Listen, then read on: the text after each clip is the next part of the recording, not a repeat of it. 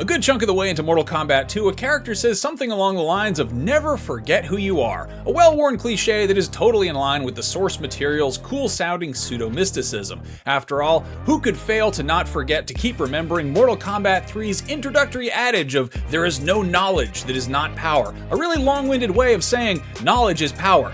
Well, if there's one piece of knowledge that Mortal Kombat 2 harnessed the power of, it is knowing exactly what it is. A movie called Mortal Kombat 2.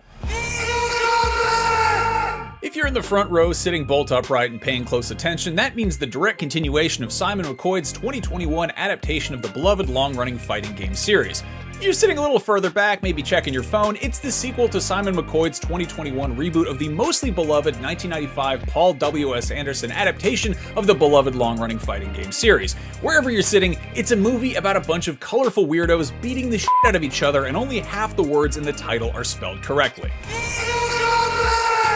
I'm Max Scoville, and if you can't tell based on how many times I just said Mortal Kombat 2, this is my review of Mortal Kombat 2. The movie. The new one. Whoa! I really don't feel comfortable hitting a girl. Don't worry.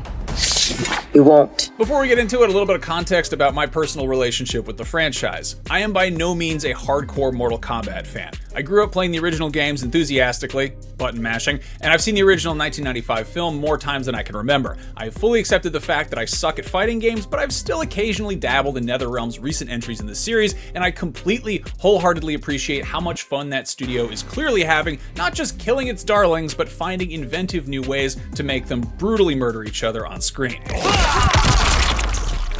The 2021 Mortal Kombat movie was much better than I expected it to be. The worst things about it are readily apparent from the jump. A tedious amount of time is spent delivering exposition to the audience by way of its original protagonist, Lewis Tan's Cole Young, who isn't quite as compelling as the established characters from the games. The exposition outlines the rules of this multiverse in which feuding realms forego conventional warfare in favor of regularly scheduled tournaments to establish dominance. Champions are chosen to represent their respective realms, and they duke it out in a series of one-on-one matches. Whereas the 1995 movie actually shows us this tournament taking place, the 2021 version uses its runtime to establish its existence and purpose. About halfway through an extended training montage for Earthrealm's champions, it all goes sideways when Outworld's premier evil sorcerer Shang Tsung decides to cheat, sending his goons to preemptively kill off the competition. Kill them. So that last Mortal Kombat movie showed plenty of Mortal Kombat in the literal sense, but we never actually saw the titular Mortal Kombat tournament.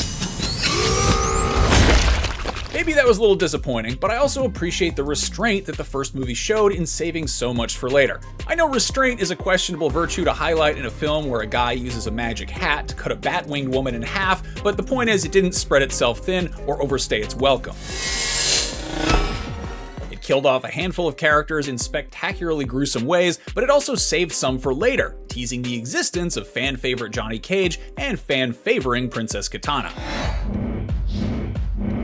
If you got bored with that much of a recap, rest assured Mortal Kombat 2 does not waste any time delivering on everything that the first film took the time to set up. It hits the ground running and makes a beeline for the proverbial fireworks factory. If you're foggy on exactly what went down in that last movie, a rewatch or at least a recap can't hurt, but if not, you're probably going to be able to figure out what's going on just fine.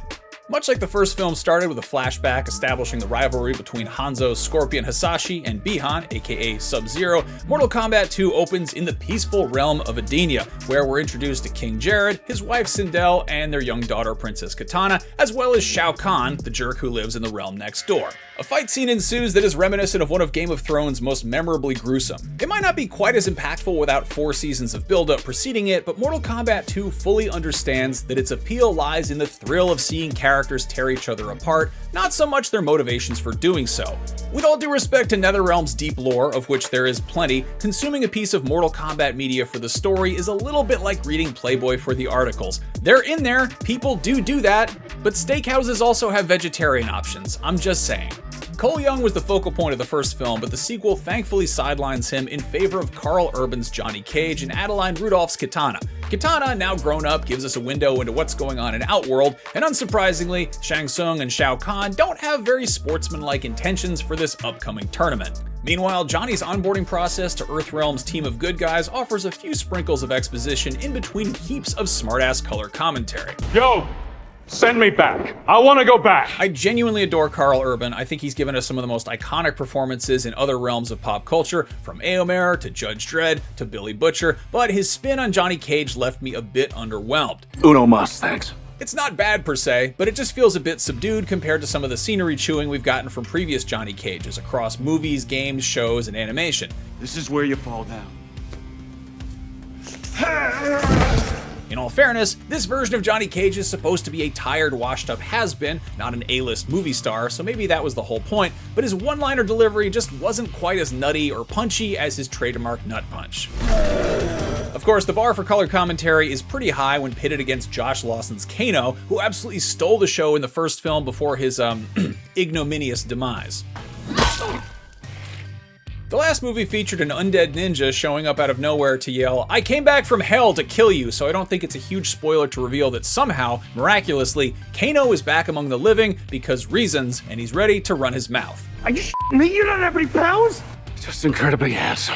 Between Johnny Cage and Kano, there is a steady stream of pop culture wisecracks made throughout the film, which are funny enough at face value, but even more funny when you stop to realize they are almost exclusively name-checking other Warner Brothers IP. There is a select type of person who will rankle at these jokes being made when the fate of Earthrealm hangs in the balance, but surely it's no more immersion breaking than characters turning into animals, or transforming their opponents into babies, or a random guy appearing in the corner of the screen to say "Toasty" because someone did an uppercut, and those things all happen in the source material. If anything, the dull roar of WB franchise name drops feels right in line with the recent Mortal Kombat game's DLC guest characters.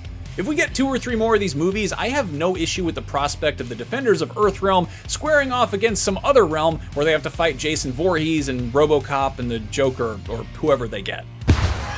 Other returning characters are great even though they aren't given quite as much to do.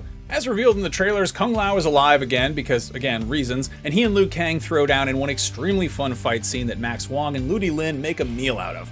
McCad Brooks is effortlessly likable as Jax, and Louis Tan's Cole Young isn't totally backburnered. Jessica McNamee's Sonya Blade does her best to corral this ragtag crew, and though he's likened to various WB-owned wizards, Tadanobu Asano's portrayal of Raiden is more reminiscent of Professor X. Like Asano's Raiden, Hiroyuki Sanada's portrayal of Scorpion had more weight, since having seen both actors' excellent performances in Shogun. I would have liked to see more of Scorpion, but that's a blanket statement that applies to not just this movie, but all movies in general, as well as real life. Scorpion rules. I'm glad they put him in this movie instead of replacing him with a yellow robot wearing motocross pads, which has weirdly been an issue several times in the past. Death is the only way out.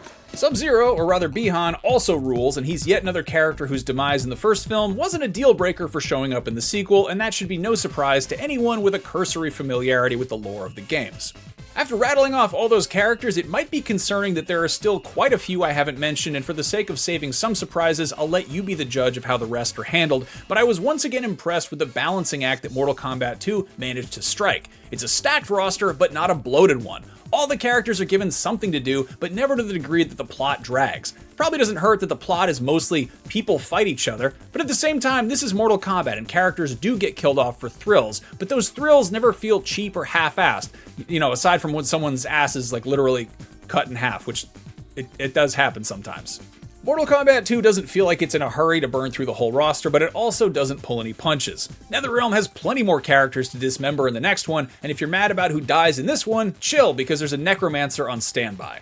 While the titular mortality of characters might be iffy, the combat is not. There's an abundance of special effects in basically every frame of this film, but at no point does it feel like it's attempting to upstage the fight choreography. Realistic isn't a word I feel comfortable putting anywhere in this review, but the fight scenes do have a good weight to them, and they're shot clearly and cut cleanly enough that it's easy to understand what's going on at any given point. Visually, everything meshes pretty well. Some of the sets veer into CGI-heavy territory, but never offensively so, and at no point is the movie boring to look at. Spurts of crimson blood mid-fight are accented with fireballs and lasers and neon flashes of green and magenta magic, and at several points the fights are framed exactly like the video game, and it's a cool gimmick extremely well executed. My one lingering nitpick about the recent Mortal Kombat movies is that they look great, but they could sound a lot better, specifically in the needle drop department. Like the first film, the end credits feature a banger remix of Techno Syndrome, the incomparable theme song from the 1995 film that lives in all of our heads rent-free. Johnny Cage's Movie Within a Movie is set to a great remix of the Scorpions' Rock You Like a Hurricane, which works really well, but other than that, the music is limited to the decent, albeit unexceptional score. Between the precedent set by Paul W.S. Anderson's original film and Mortal Kombat 2's rapid-fire pop culture references, a few well-placed licensed tracks would have been welcome. For what it's worth, I don't automatically think licensed music makes a movie more fun. I actually think it almost ruined the first Mario movie. Speaking of which, Mortal Kombat 2 is hot on the heels of the Super Mario Galaxy movie, another video game sequel that had a clear understanding of what it was and who it was for. A feature film adaptation of what people love about the Mario games made with those people in mind.